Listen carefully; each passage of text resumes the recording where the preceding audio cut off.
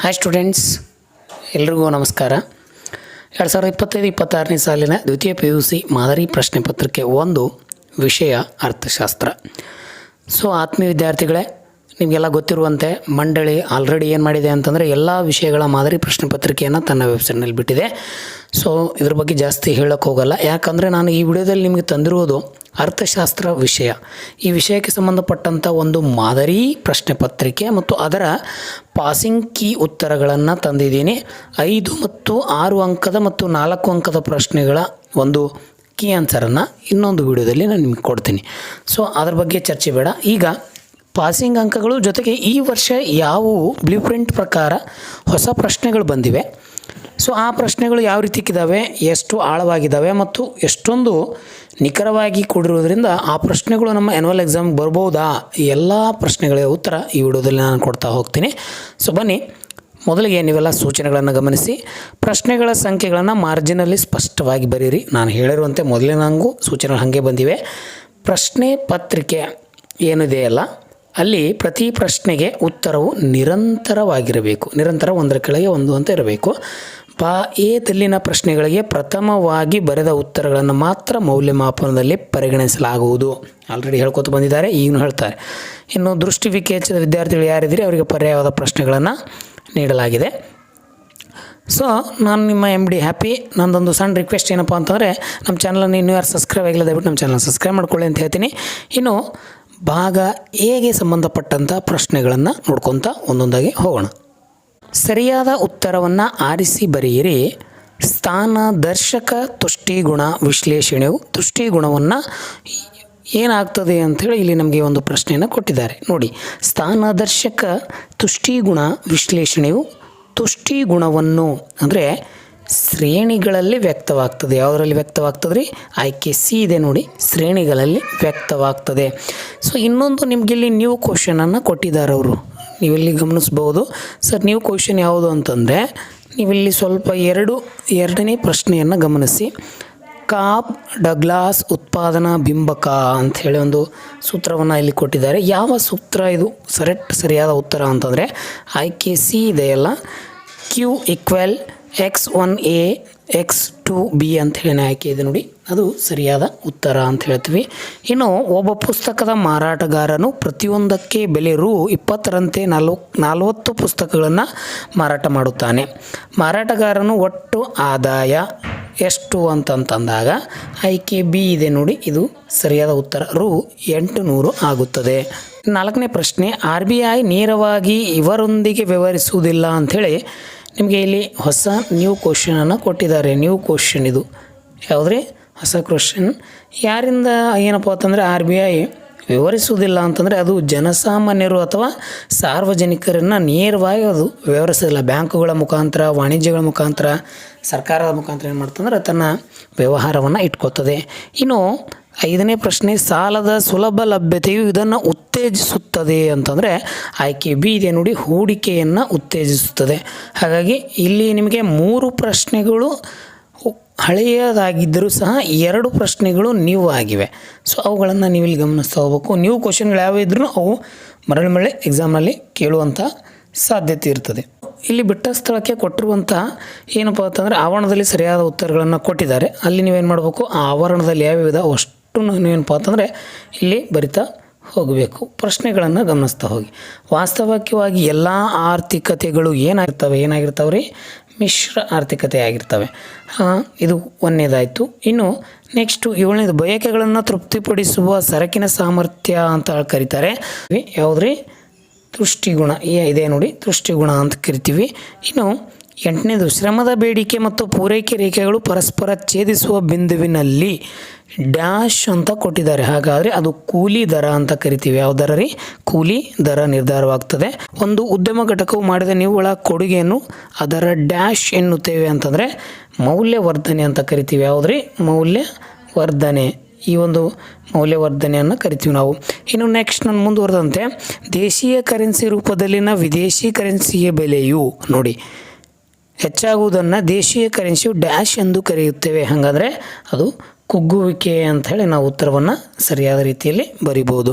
So ಇದು ನಿಮಗೆಲ್ಲ ಏನಪ್ಪ ಅಂತಂದರೆ ಬಿಟ್ಟ ಸ್ಥಳ ಆಯಿತು. ಇನ್ನು ಹೊಂದಿಸಿ ಬರೆಗೆ ನಾನು ಹೋಗ್ತೀನಿ. ನಾನು ಮೊದಲೇ ಹೇಳಿದಂತೆ 2026 ಒಂದು ಏನು ಬ್ಲೂ ಪ್ರಿಂಟ್ ಇದೆಯಲ್ಲ, ಅಲ್ಲಿ ನಿಮ್ಗೆ ಆಲ್ರೆಡಿ ನಾನೊಂದು ಕ್ವಶನನ್ನು ಕೊಟ್ಟಿದ್ದೆ.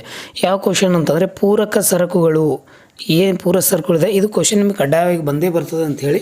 ಸೊ ಆಲ್ರೆಡಿ ಮಾದರಿ ಪ್ರಶ್ನೆ ಪತ್ರಿಕೆ ಅದನ್ನು ಕೊಟ್ಟಿದ್ದಾರೆ. TR ಮತ್ತು TC ಈ ಪ್ರಶ್ನೆ ಸಹ ಏನಪ್ಪ ಅಂತಂದರೆ ಮರಳಿ ಬಂದಿರೋದುಂಟು. ಇನ್ನು ಅಂತಿಮ ಸರಕುಗಳು, ಗೃಹ ಸೇವೆಗಳು ಇವೆಲ್ಲವೂ ಕೇಳಿದ್ದಾರೆ. ಸೊ ಉತ್ತರಗಳನ್ನು ಒಂದೊಂದಾಗಿ ನೀವು ಇಲ್ಲಿ ನೋಡುತ್ತಾ ಹೋಗ್ಬೋದು. ಪೂರಕ ಸರಕುಗಳು ನೋಡಿರಿ, ಮೊದಲು ಪೂರಕ ಸರಕುಗಳು ನಾವು ಏನಂತ ಕರಿತೀವಿ ಅಂತಂದರೆ ಪೆನ್ನು ಮತ್ತು ಶಾಹಿ ಏನಿದೆಯಲ್ಲ ಈ ಎರಡು ಈ ಪೂರಕ ಸರಕುಗಳು ಅಂತ ಕರಿತೀವಿ. ಈ ಒಂದು ಚಿಹ್ನೆಯನ್ನು ನಾವು ಏನಂತ ಕರಿತೀವಿ ಅಂತಂದರೆ TR ಮತ್ತು TC ಈ ಎರಡು.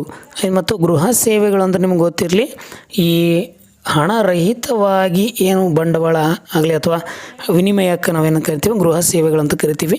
ಅಂತಿಮ ಸರಕು ಅಥವಾ ಸಮಗ್ರ ಬೇಡಿಕೆ ಅಂತಂದರೆ ನಿಮ್ಗೆ ಗೊತ್ತಿರಲಿ C+I+CY ಅಂತ ಏನಿದೆಯಲ್ಲ ಸೂತ್ರ, ಅದಕ್ಕೆ ನಾವು ಈ ಒಂದು ಅಂತಿಮ ಸರಕು ಬೇಡಿಕೆ ಅಂತ ಇರ್ತೀವಿ. ಇನ್ನು ನಿರ್ವಹಣಾ ಹೊಂದಾಣಿಕೆ ಅಂತಂದರೆ ನಿಮಗೆಲ್ಲ ಗೊತ್ತೇ ಇದೆ, ಡರ್ಟಿ ಹೊಂದಾಣಿಕೆ ಅಂಥೇಳಿ ನಾವು ಕರಿಬೋದು. ಸೊ ಈ ರೀತಿಯಾದಂಥ ಹೊಂದಿಸುವರಿಯನ್ನು ನಿಮಗಿಲ್ಲಿ ಈ ವರ್ಷ ಕೊಟ್ಟಿದ್ದಾರೆ. ಇನ್ನು 1 ಅಂಕದ ಪ್ರಶ್ನೆಗಳನ್ನು ನೀವೆಲ್ಲ ಗಮನಿಸ್ತಾ ಹೋಗ್ಬೋದು. ನಾನಿಲ್ಲಿ 1 ಅಂಕಕ್ಕೆ ಏನು ಮಾಡಿದ್ದೀನಿ ಅಂತಂದರೆ ನೇರವಾಗಿ ಅದು ಸ್ಕ್ರೀನ್ಶಾಟನ್ನು ಇಲ್ಲಿ ಒಂದು ಡಿಸ್ಪ್ಲೇ ಮೇಲೆ ಪ್ಲೇ ಮಾಡ್ತೀನಿ, ಅವುಗಳ ಉತ್ತರವನ್ನು ನೀವು ನೋಡ್ಕೋಬೋದು. ಅಲ್ಪಾವಧಿ ಉತ್ಪಾದನಾ ವಿಶ್ಲೇಷಣೆಯನ್ನು ವಿವರಿಸುವ ನಿಯಮವನ್ನು ತಿಳಿಸಿ ಅಂತ ಪ್ರಶ್ನೆ ಕೇಳಿದರೆ ಉತ್ತರ ನೋಡ್ತಾ ಹೋದಾಗ ಅಲ್ಪಾವಧಿ ಉತ್ಪಾದನಾ ವಿಶ್ಲೇಷಣೆಯನ್ನು ವಿವರಿಸುವ ನಿಯಮವೆಂದರೆ ಇಳಿಮುಖ ಪ್ರತಿಫಲನಗಳ ನಿಯಮ ಅಂತ ನಾವು ಅದನ್ನು ಕರಿಬೋದು. ಇನ್ನು 2ನೇದು ಪೂರೈಕೆ ಎಂದರೆ ಒಂದು ನಿರ್ದಿಷ್ಟ ಉತ್ಪನ್ನ ಅಥವಾ ಸೇವೆಯನ್ನು ಮಾರುಕಟ್ಟೆಯಲ್ಲಿ ನೀಡಲು ಉತ್ಪಾದಕರ ಸಿದ್ಧಪಡಿಸಿದ ಪ್ರಮಾಣವನ್ನು ನಾವು ಪೂರೈಕೆ ಅಂತ ಕರಿತೀವಿ. ಆಡಮ್ ಸ್ಮಿತ್ ಅವರ ಪ್ರಸಿದ್ಧ ಕೃತಿ ಯಾವುದು ಅಂತಂದರೆ ರಾಷ್ಟ್ರಗಳ ಸಂಪತ್ತಿನ ಸ್ವರೂಪ ಮತ್ತು ಕಾರಣ ಒಂದು ಪರಿಶೀಲನೆ ಅಂಥೇಳಿ ಒಂದು ಕೃತಿಯನ್ನು ಬರೀತಾರೆ. 1776ರಲ್ಲಿ ಅದು ಪ್ರಕಟಣೆಯನ್ನು ಸಹ ಮಾಡ್ತಾರೆ. ಇನ್ನು ಹಣದ ಚಲಾವಣೆ ವೇಗವನ್ನು ಎಂದರೇನು ಅಂತೇಳಿ ನಿಮಗೆ ಒಂದು ಪ್ರಶ್ನೆಯನ್ನು ಕೇಳಿದ್ದಾರೆ. ಒಂದು ವರ್ಷದಲ್ಲಿ ಆರ್ಥಿಕತೆಯಲ್ಲಿ ಹಣದ ಒಂದು ಘಟಕವು ಸರಕು ಮತ್ತು ಸೇವೆಗಳ ಖರೀದಿಗೆ ಎಷ್ಟು ಬಾರಿ ಕೈ ಬದಲಾಯಿಸುತ್ತೆ ಎಂಬುದನ್ನು ನಾವು ಇಲ್ಲೇನು ಕರಿತೀವಿ ಅಂತಂದರೆ ಹಣದ ಚಲಾವಣೆ ವೇಗ ಎಂದು ಕರಿತೀವಿ. ಇನ್ನು 16ನೇ ಪ್ರಶ್ನೆ ಸಾರ್ವಜನಿಕ ಉತ್ಪಾದನೆಯನ್ನು ಅರ್ಥ ತಿಳಿಸಿ ಅಂತ ಕೊಟ್ಟಿದ್ದಾರೆ. ನೇರವಾಗಿ ಸರ್ಕಾರದಿಂದ ಉತ್ಪಾದಿಸುವುದನ್ನು ಸಾರ್ವಜನಿಕ ಉತ್ಪಾದನೆ ಎನ್ನುತ್ತೇವೆ. ಉದಾಹರಣೆಗೆ ವಿದ್ಯುತ್ ಸಾರಿಗೆ ಸಂಪರ್ಕ ಅಂಥೇಳಿ. ಈ ರೀತಿಯಾದಂಥ 5 ನಿಮಗೆ 1 ಅಂಕದ ಪ್ರಶ್ನೆಗಳಾಯಿತು. ಬಿಗೆ ನೋಡ್ತಾ ಹೋದಾಗ ಉತ್ಪಾದನಾ ಸಾಧ್ಯತಾ ಗಡಿ ಎಂದರೇನು ಅಂಥೇಳಿ ಒಂದು ಪ್ರಶ್ನೆಯನ್ನು ನಿಮ್ಗೆ ಪ್ರಶ್ನೆ ಇದೆ ನೋಡಿ. ಲಭ್ಯವಿರುವ ಒಟ್ಟು ಸಂಪನ್ಮೂಲ ಮೊತ್ತ ಮತ್ತು ತಾಂತ್ರಿಕ ಜ್ಞಾನದಿಂದ ಉತ್ಪಾದಿಸಲಾಗುವ ಸರಕು ಮತ್ತು ಸೇವೆಗಳ ಸಾಧ್ಯತೆಗಳು ಸಂಯೋಜನೆಗಳ ಗುಣವನ್ನು ರೇಖಾಚಿತ್ರದ ಮೇಲೆ ಮೂಡಿಸಿದಾಗ ಸಿಗುವ ರೇಖೆಯನ್ನು ಉತ್ಪಾದನಾ ಸಾಧ್ಯತೆ ಗಡಿ ಎನ್ನುತ್ತಾರೆ. ಇನ್ನು 18ನೇ ಪ್ರಶ್ನೆ ಅನುಭೋಗಿಯ ಆದರ್ಶ ಆಯ್ಕೆಯನ್ನು ನಿರ್ಧರಿಸುವ ಅಂಶಗಳನ್ನು ಪಟ್ಟಿ ಮಾಡಿ. ಅನುಭೋಗಿಯ ಆದರ್ಶ ಆಯ್ಕೆಯನ್ನು ನಿರ್ಧರಿಸುವ ಪ್ರಮುಖ ಅಂಶಗಳೆಂದರೆ ಆದಾಯ ಸರಕುಗಳು, ಬೆಲೆಗಳು ಮತ್ತು ಅನುಭೋಗಿಯ ಆದ್ಯತೆಗಳು ಅಂತ ಹೇಳ್ತೀವಿ. ಇನ್ನು 19ನೇ ಪ್ರಶ್ನೆ ಯಾವುದಾದ್ರೂ 2 ಅಲ್ಪಾವಧಿ ವೆಚ್ಚಗಳನ್ನು ಹೆಸರಿಸಿ ಅಂದರೆ ಒಟ್ಟು ಬದಲಾಗುವ ವೆಚ್ಚ TVC, ಒಟ್ಟು ಸ್ಥಿರ ವೆಚ್ಚ TFC, ಒಟ್ಟು ವೆಚ್ಚ TC, ಸರಾಸರಿ ಸ್ಥಿರ ವೆಚ್ಚ ಆವ್ರೇಜ್ ಫಿಕ್ಸ್ ಕಾಸ್ಟ್ ಅಂತ ಕರಿತೀವಲ್ಲ. ಬೇಕಾದ 2ಕ್ಕೆ ನೀವೇನಪ್ಪ ಅಂತಂದ್ರೆ ಇಲ್ಲಿ ಉತ್ತರವನ್ನು ಕೊಡ್ಬೋದು. ಇನ್ನು 20ನೇದು ಏನಪ್ಪ ಅಂತಂದರೆ ಒಂದು ಪ್ರಶ್ನೆ ನಿಮ್ಗೆ ಇಲ್ಲಿ ಕೇಳ್ತಾರೆ, ಸ್ಥಗಿತತೆ ಬಿಂದುವಿನ ಅರ್ಥ ನೀಡಿರಿ ಅಂತಂದರೆ ಅಲ್ಪಾವಧಿಯಲ್ಲಿ AVC ಕನಿಷ್ಠ ಬಿಂದು ಕೊನೆಯ ಬೆಲೆ ಮತ್ತು ಉತ್ಪಾದನಾ ಸಂಯೋಜನೆ ಆಗಿದ್ದು SMC ರೇಖೆಯು AVC ರೇಖೆಯನ್ನು ಈ ಕನಿಷ್ಠ ಬಿಂದುವಿನಲ್ಲಿ ಛೇದಿಸುತ್ತವೆ. ದೀರ್ಘಾವಧಿಯಲ್ಲಿ LRMC ರೇಖೆಯ LRAC ರೇಖೆಯನ್ನು ಕನಿಷ್ಠ ಬಿಂದುವಿನಲ್ಲಿ ಛೇದಿಸುತ್ತವೆ. ಈ ಬಿಂದುವಿನ ಕೆಳಗೆ ಯಾವುದಾದ್ರೂ ಉತ್ಪಾದನೆ ಇಲ್ಲದಿರುವ ಕಾರಣ ಇದನ್ನು ಸ್ಥಗಿತತೆ ಬಿಂದು ಅಥವಾ ಮುಚ್ಚುವ ಬಿಂದು ಅಂತೇಳಿ ಕರಿತೀವಿ. 1 ಅಂಕದ ಪ್ರಶ್ನೆಗೆ ಭಾಳ ಲಾಂಗ್ ಉತ್ತರವನ್ನು ಕೇಳುವಂಥ ಸಾಧ್ಯತೆ ಇರುತ್ತೆ, ಸ್ವಲ್ಪ ಗಮನ ಇಟ್ಕೊಳ್ಳಿ. ಇನ್ನು 22ಕ್ಕೆ ಹೋಗ್ತೀನಿ ನಾನು ನೇರವಾಗಿ. 4 ಉತ್ಪಾದನಾಂಗಗಳು ಅವು ಯಾವ ಪ್ರತಿಫಲಗಳನ್ನು ಹೆಸರಿಸಿ ಅಂದರೆ ಉತ್ಪಾದನಾಂಗಗಳಲ್ಲಿ ಭೂಮಿ, ಶ್ರಮ, ಬಂಡವಾಳ, ಸಂಘಟನೆ ಅಂತ ಕರೀತದೆ. ಇನ್ನು ಪ್ರತಿಫಲವಾಗಿ ಭೂಮಿ ಗೇಣಿ ಆಕಾರದಲ್ಲಿ ಬರ್ತದೆ, ಶ್ರಮ ಕೂಲಿ ಆಕಾರದಲ್ಲಿ, ಬಂಡವಾಳ ಬಡ್ಡಿ ಆಕಾರದಲ್ಲಿ, ಸಂಘಟನೆ ಲಾಭದ ಆಕಾರದಲ್ಲಿ ಪ್ರತಿಫಲಗಳಾಗ್ತವೆ ಅಂತ ಹೇಳ್ತೀನಿ. ಸೊ ಒಟ್ಟು ನಿಮಗೆ 6 ಪ್ರಶ್ನೆಗಳನ್ನು ಕೇಳಿದ್ದಾರೆ. ಎಷ್ಟು ಪ್ರಶ್ನೆಗಳನ್ನು? 6 ಪ್ರಶ್ನೆಗಳಿಗೆ ಉತ್ತರಿಸಿ ಅಂತ ಕೇಳಿದ್ದಾರೆ. ನಾನು ಕೇವಲ 6ಕ್ಕೆ ಕೊಡ್ತೀನಿ, ಉಳಿಕಿದ್ದು ನೀವೆಲ್ಲ ಪ್ರಶ್ನೆಗಳನ್ನು ಇಲ್ಲಿ ಗಮನಿಸ್ತಾ ಹೋಗಿ. ತಪಶೀಲು ಪಟ್ಟಿ ಶೇಖರಣೆ ಮತ್ತು ಕುಸಿತದ ಅರ್ಥ ನಿಮಗೆ ಭಾಳ ಸರಿ ಕೇಳ್ತಾನೆ. ಇದು ಇಂಪಾರ್ಟೆಂಟು ಮತ್ತು ಕಡ್ಡಾಯ. ಇಲ್ಲಿ ಶೇಖರಣೆ ಉದ್ಯಮ ಘಟಕವು 400 ಮಾರಾಟಗಾರರ ಶರ್ಟ್ಗಳು ಹೊಂದಿರುತ್ತದೆ ಅಂದ್ಕೊಳ್ಳಿ. ವರ್ಷದಲ್ಲಿ ಉದ್ಯಮ ಘಟಕವು 400 + 100 ಆಗಿ 500 ಶರ್ಟ್ಗಳೊಂದಿಗೆ ಕೊನೆಗೊಳ್ಳುತ್ತದೆ. ತಪಶೀಲು ಪಟ್ಟಿಯಲ್ಲಿ 400 ಶರ್ಟ್ಗಳು ಅನಿರೀಕ್ಷಿತವಾಗಿ ಹೆಚ್ಚಳವಾಗುವುದನ್ನು ನಾವು ತಪಶೀಲು ಪಟ್ಟಿಯ ಶೇಖರಣೆ ಅಂತ ಕರಿತೀವಿ. ಇನ್ನು ಕುಸಿತ ಅಂದರೆ ಒಂದು ವೇಳೆ ಮಾರಾಟವು 100 ಅಥವಾ 1000 ಶರ್ಟ್ಗಳಿಗಿಂತ ಹೆಚ್ಚಾದರೆ ನಾವು ತಪಶೀಲು ಪಟ್ಟಿಯ ಯೋಜಿತವಲ್ಲದ ಕುಸಿತವನ್ನು ಕಾಣ್ತೇವೆ. ಅದಕ್ಕಾಗಿ ನಾವು ಉದಾಹರಣೆ ಪ್ರಕಾರ ಅರ್ಥವನ್ನು ನಾವು ನೋಡ್ಕೊತ ಹೋಗ್ಬೋದು ಅಂತ ಹೇಳ್ತೀನಿ. ಇನ್ನು 26ನೇ ಪ್ರಶ್ನೆ, ಪ್ರಮಾಣಗುಣಗೂಢ ಆದಾಯ ತೆರಿಗೆ ಸ್ವಯಂಚಾಲಿತ ಕಂಪನ ಗ್ರಾಹಕರೊಂದು ಹೇಗೆ ಕೆಲಸ ಮಾಡ್ತದೆ ಅಂತೇಳಿ ಇದನ್ನು ಭಾಳ ಲಾಂಗ್ ಕ್ವಶನ್ ಇರೋದ್ರ ಕೊಟ್ಟಿದ್ದಾರೆ. ಇನ್ನು 21ನೇ ಪ್ರಶ್ನೆ ನಮಗೆ ನೋಡ್ಬೋದು ನೀವು. ಇಬ್ಬರ ಉತ್ಪಾದಕರ ಪೂರೈಕೆ ರೇಖೆಗಳು ಕ್ರಮವಾಗಿ S1P = P15 + S2P = P220 ಆದಾಗ ಮಾರುಕಟ್ಟೆ ಪೂರೈಕೆಯನ್ನು ಕಂಡುಹಿಡಿಯಿರಿ ಅಂತ ಹೇಳಿದಾಗ ನಾನೊಂದು ಸೂತ್ರವನ್ನು ಕೊಟ್ಟಿದ್ದೀನಿ ನೋಡಿ. P<20 ಆಗಿದ್ದಾಗ S1P = P15 + S2P = P20, SMP = S1P = P15 + P20, P2P ಆದಾಗ 35 ಅಂತ ಆಗ್ತದೆ. ಸೂತ್ರ ನೀವು ಇಲ್ಲಿ ಕಂಡು ಹಿಡಿಬೋದು ಅಂತ ಹೇಳ್ತೀನಿ. ಇನ್ನು 24ನೇ ಪ್ರಶ್ನೆಯನ್ನು ನೋಡಿ. MPS ಮತ್ತು APS ಅರ್ಥವನ್ನು ಕೊಡಿ ಅಂಥೇಳಿ ನಿಮ್ಗೆ ಅಲ್ಲಿ ಕೇಳಿದ್ದಾರೆ ನೋಡಿ. ಯಾವ ರೀತಿ ಸೀಮಾಂತ ಉಳಿತಾಯ ಪ್ರವೃತ್ತಿ ಅಥವಾ ಸರಾಸರಿ ಉಳಿತಾಯ ಪ್ರವೃತ್ತಿ ಅಂತ ಹೇಳಿ ಕೊಟ್ಟಿದ್ದಾರೆ. ಆದಾಯದಲ್ಲಿನ ಬದಲಾವಣೆಯಿಂದ ಉಂಟಾಗುವ ಉಳಿತಾಯದಲ್ಲಿನ ಬದಲಾವಣೆಯೇ ಸೀಮಾಂತ ಉಳಿತಾಯ ಪ್ರವೃತ್ತಿ ಅಂತ ಕರಿತೀವಿ MPS. ಮತ್ತು APS ಅಂದರೆ ಉಳಿಸಲಾಗದ ಅಥವಾ ಉಳಿಸಲಾದ ಒಟ್ಟು ಆದಾಯದ ಅನುಪಾತ ಸರಾಸರಿ ಉಳಿತಾಯ ಪ್ರವೃತ್ತಿ ಅಂತೇಳಿ ನಾವು ಕರಿಬೋದು. ಇದಕ್ಕೆ 2 ರೀತಿಯ ಉತ್ತರವನ್ನು ನಾನು ಕೊಟ್ಟಿದ್ದೀನಿ. ಸೊ ನಿಮ್ಗೆ ಅನಿಸಿದ್ದನ್ನು ನೀವು ಕೊಡಿ. ಇನ್ನು 25ನೇ ಪ್ರಶ್ನೆ ನೋಡಿ. ಯೋಜನಾ ಕಂದಾಯ ವೆಚ್ಚ ಅಥವಾ ಆದಾಯದ ವೆಚ್ಚದ ಭಾಗಗಳು ಯಾವುವು ಅಂತಂದರೆ ಇಂಧನ, ನೀರಾವರಿ ಮತ್ತು ಸಂವಹನ, ಘಟಕ ಯೋಜನಾ ಸಿಬ್ಬಂದಿಯ ವೇತನಗಳು, ಯೋಜನಾ ಚಟುವಟಿಕೆ ಆಡಳಿತಾತ್ಮಕ ವೆಚ್ಚಗಳು, ರಾಜ್ಯ ಮತ್ತು ಕೇಂದ್ರಾಡಳಿತ ಪ್ರದೇಶಗಳ ಯೋಜನೆಗಳು ಅಂತ ಹೇಳ್ತೀವಿ.